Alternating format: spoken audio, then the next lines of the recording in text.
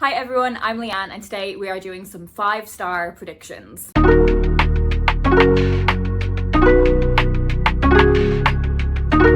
So these are 5 books that I have very high expectations going into. I think I'm gonna really love these books, and the reason I'm doing this now is because I feel like my reading in the second half of the year is always like, with the exception of March when I read like Irish books for the Irish Readathon, I feel like on the whole the second half of the year is much better for me in terms of like quality of what I'm reading. I have picked 5 fiction paperbacks off my shelves, but I could very easily do like non-fiction predictions, like children's and young adult books. I could look at the hardbacks and find like 5-star predictions from the hardbacks. But today we are going to stick with the paperback fiction, and it does mean it kind of skews slightly backlist in some instances. There are a few different things that go into something being like a 5-star read for me. There is also like the quality of writing, but also like the enjoyment and fun factor is pretty significant for me. Like the actual reading experience of it I find needs to be like enjoyable, like pleasurable, and sometimes the book itself can't control that. Like sometimes it is like what you've got going on more broadly. Like, is it like a cozy reading session where you're devoting like 2 hours solidly to reading? Is it that it was like the right book at the right time that made it resonate with you? And I think for me, a 5-star book also just has like this secret sauce that I can't really describe to you. And sometimes if a book does have this secret sauce, like some of the other things, like the quality of writing doesn't need to be as high if the book has that like secret sauce. Anyway, I'm gonna get into the books now. So I'm gonna start with Mrs. Nash's Ashes by Sarah Adler.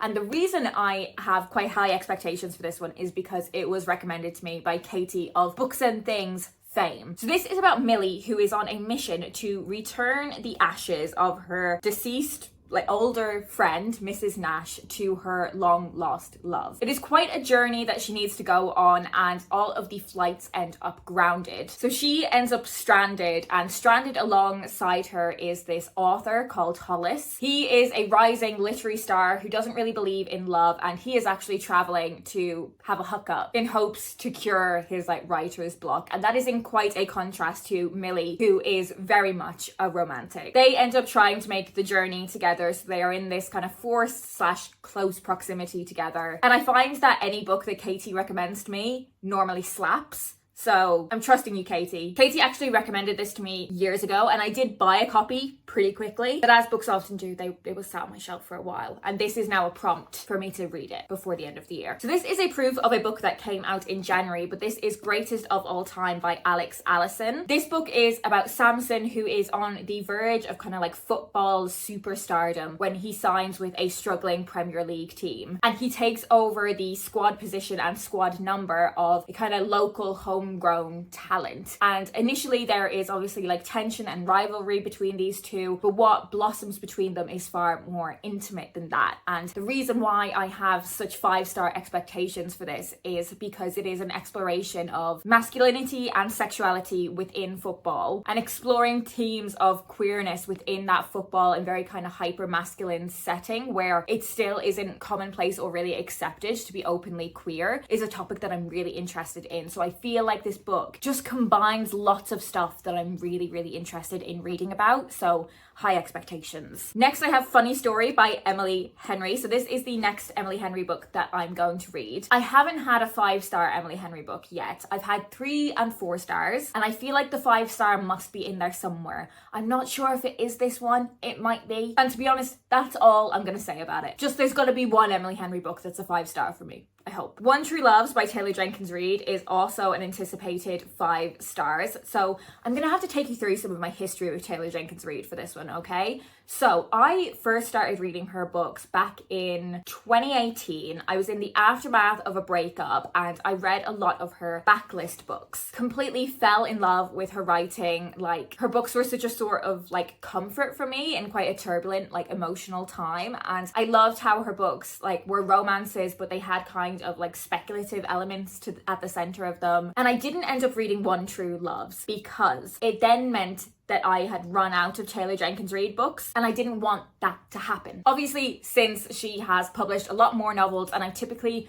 read her new publications quite soon after they've published, and I do have Atmosphere on my shelf that I want to read. And I feel like because I know that book is waiting for me, I can now read this one. But this is about high school sweethearts Emma and Jesse, who are having like the marriage of their dreams. They are so in love, celebrating their like relationship, doing so many fun things together. And then the day before their first wedding anniversary, he ends up going missing in a helicopter accident. Years later, we follow Emma when she has tried to rebuild her life, and she has actually fallen in love with someone else, and she is due to get married. But then one day at a family dinner, she gets a phone call, and it is from Jesse. He is actually alive, and it follows on from there. So you see what I mean about it being a romance that has this kind of like thought experiment, speculative element at the center of it. I just feel like even in the earlier days of Taylor Jenkins Reid writing, she was looking at themes from a different perspective than everyone else was, and I'm just really intrigued with this one. I think I'm gonna love it because I've loved almost everything that I've read from this author. And then finally, the fifth book I have 5-star predictions for is Trespasses by Louise Kennedy. Obviously, we couldn't have a 5-star predictions video from me without there being some Irish fiction in there. This is one that has come so highly reviewed and acclaimed, not only from like readers and content creators, but from kind of like mainstream media and awards. This has had so much praise and so many accolades. This is set in Ireland in the 1970s, and we follow the relationship that Kushla strikes up with a man named Michael that she meets in her parents' pub, and he is married and a Protestant. So she's navigating the complexities of that relationship with an older married man, but also in this setting of conflict in Belfast in the 1970s. I feel like this one is a 5-star prediction more in terms of expecting the quality to be really high, and obviously I typically love so much Irish fiction rather than it being the fun funsies. Like, I don't think this one's gonna bring the funsies. And that is it. They are all of the 5-star predictions I'm gonna talk to you about today. Let me know down in the comments if you've read any of them. Did you think they were 5 stars? Do you think they'll be 5 stars from me?